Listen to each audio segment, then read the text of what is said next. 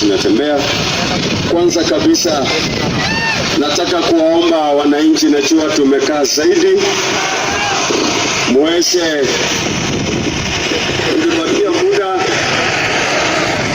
musitoke.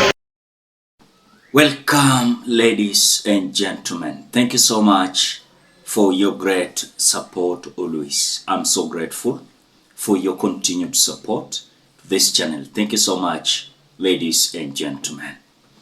There's a video from Nzoia County where they had their Madaraka celebration day there.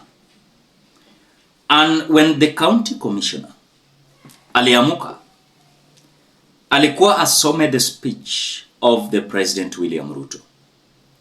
Wakati alienda tu podium hivi, akaanza kusoma hiyo speech, wananchi waliamuka kwa viti wote. Wali walk out not regretting as they disregard the speech of William RUTO.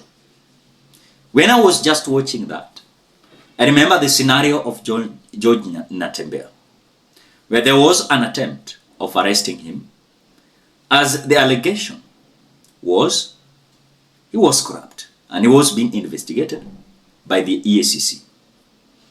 So I want you to watch the video. You will be shocked as massive crowd walking out on county commissioner trying to read the speech of William RUTO. Then we will continue. But before we watch, as you always do, ensure you like the video. And like the video, you automatically support the work that I'm doing in this channel. Because sometimes you watch and you forget liking the video. So this is just a reminder. As you watch, please consider liking the video. Thank you so much for that like. Let us listen to this. Samson Uchon, hotuba ya Mheshimiwa George Natembea. Kwanza kabisa nataka kuwaomba wananchi, najua tumekaa zaidi, muweze kutupatia muda, musitoke.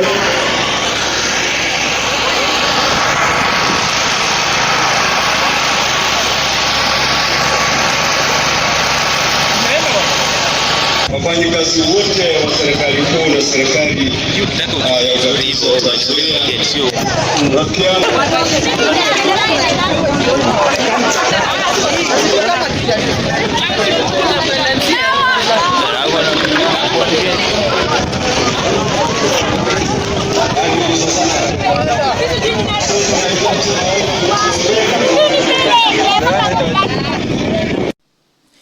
The way you have, of course, watched the video, I can tell you things are boiling day by day.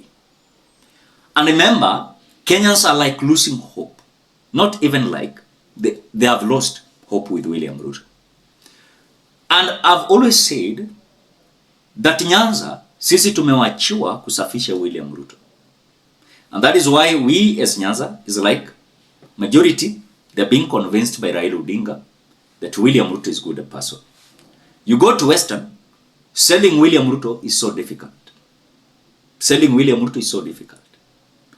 When you go to Kambadi, the same thing. When you go to Coast, the same thing. When you go to Mount Kenya region, the same thing. It is not once or twice that crowds are walking out on William RUTO's speeches.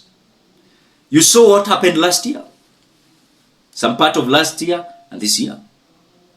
The speech of William RUTO ingesomwa hata mbele ya mazishi, hata harusi.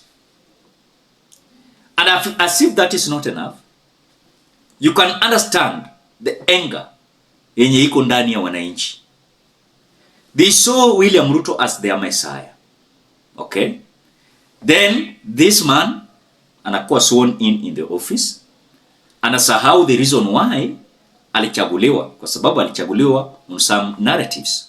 Hustler, mama mboga and boda boda. The question that some individuals are not asking themselves, William RUTO ali-arise to his presidency by narratives. Hustler, mama mboga, boda boda. The Dynasty versus poor. And so William Ruto was acting as a poor person who was going to deliver and of course rescue those who are poor. But today is like Dynasty himself. He's not listening to the people. He's not there to take care of your interest. So when you see people coming out to walk out on William Ruto's speech, it is si madharau ama ni nini, but they are tired of listening to William Ruto's speeches. Because ni kupanga, kupangwa, kuweka in 2 months time, in 1 year coming time. That is the scenario that William Ruto is having. But the question that I've also asked in several videos, and even some when you mnawachi channel nimeuliza, how is William Ruto going to win 2027? That is the question I'm asking. How is he going to win the 2027 general election? Because you cannot tell me William Ruto is risking Mount Kenya region. 3.something million votes. He is going for a vote of 2.something. And this vote of 2.something, that is pure Luo Nyanza counties, leave alone Kisii and Nyamira. You know. Unataka kuniambia he is risking to have the votes yenye hayuko sure kama tutampe. Because me, I'm one of those Luos coming from Nyanza, Siaya. I cannot vote for William Ruto. Hata niambiwe, hata nifungwe kamba, nivurutwe chini, I will not vote for William Ruto. Hata nishikwe, niwekwe ndani, sijui nifanyiwe nini, nipelekwe kotini, I will not vote for William Ruto. So remember, we are having some individuals like me that cannot be convinced that William Ruto is working. Why? Because some issues he came out saying as first priority is not what he's doing. The man has lost about hustler narrative, Mama Mboga and Boda Boda, Dynasty versus poor, and now he's relying on Raila and housing program. Without housing program and Raila, William Ruto is like, he's done. So when you see people coming out to, of course, realize that there is no need of listening to William Ruto's speech, see madharau, but they are principled.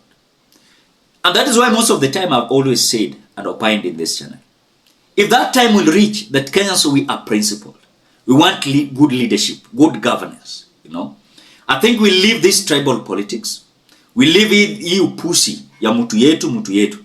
By the way, unaweza kufa na njaa na mtu yenye wako juu, no? Lakini unaweza kuwa njaa na kabila ingine na kusaidia. And that is why most of the time I've advocated for, let us eradicate this tribal politics. Because truly to be told, come 2027, still we are going to play tribal politics. Majority of Luos who have already been convinced, I'm saying majority, who have been convinced by Raila, they are now coming out to say we are going to vote for William Ruto to punish Kikuyus in Mount Kenya region. Because this is the government they voted to. But now all of a sudden, when we were in 2022 general election, we told them that William Ruto is not a good person. But they elected William Ruto. And because we want to be with that person they elected, lazima tu wapanish kupigia William Ruto kura. So unaona upusi yenyeko hapo. So I think for us, we are immature in politics. And we have a long way to go. Why? We are still going to play in tribal politics. We're going to play this mutu yetu. And by the way, even today, chukua tu ile some points za Finance Bill 2025. Enda jaribu kuelezea mtu. Tribe yote tu. Utapata mtu anakuambia, I don't have time for Finance Bill. Why? Because he or she does not want to be accountable. He or she does not want to be accountable. Are you getting that? So then later, he or she will start making noise. Oh, tunafinywa sana. Oh, tunafanywa hivi. But wakati walikuwa wanafanya public participation, wanaangalia hizi issues za finance bill, gani inaweza umiza wananchi, na according to proposals, nyinyi wananchi mnakubaliana. Utakubaliana hata mjasoma, you know. For example today, enda tu mashinani, uliza mtu eco tax ni nini. Hata elewa eco tax ni nini.